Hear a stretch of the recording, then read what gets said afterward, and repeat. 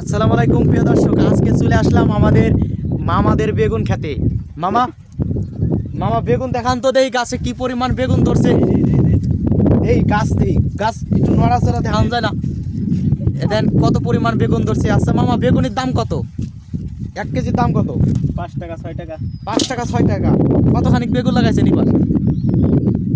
8 বিঘা। 8 বিঘা। 8 বিঘা কত টাকা খরচ হয়েছে? 20-30 হাজার খরচ হয়েছে না? 25 হাজার খরচ হয়েছে। বেচছেন কত এবার? এখন তো 15,000। 15,000 টাকা বেচছেন।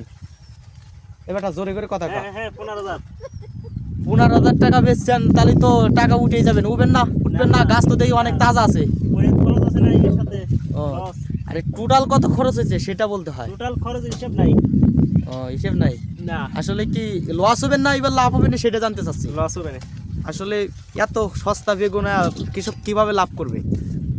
আসলে বেগুন গাছ যতই ভালো হোক, যতই যত্ন করুক, আসলে জিনিসের যদি কোনো দাম না থাকে, আসলে সেই জিনিসের প্রত্যেকটা জিনিসেরই সেরকম লস হয়। আসলে কৃষক কিভাবে বাঁচবে এরকম যদি সব কিছুর কি দাম কমে যায়?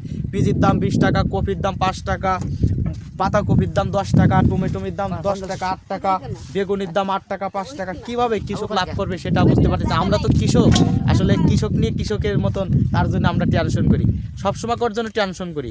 এই কিভাবে লাভ করবো, আজকের ভিডিও ছিল এই আপনাদের কাছে মাঝে দেখানোর জন্য। আজকে এই ভিডিওটা ভালো লাগলে আমার সাথেই থাকবেন, আপনাদের পাশে সবসময় আমি থাকার জন্য চেষ্টা করি। এরকম ভিডিও নিয়ে আবার আসবো। আপনারা ভালো থাকবেন, সুস্থ থাকবেন। আল্লাহ হাফেজ।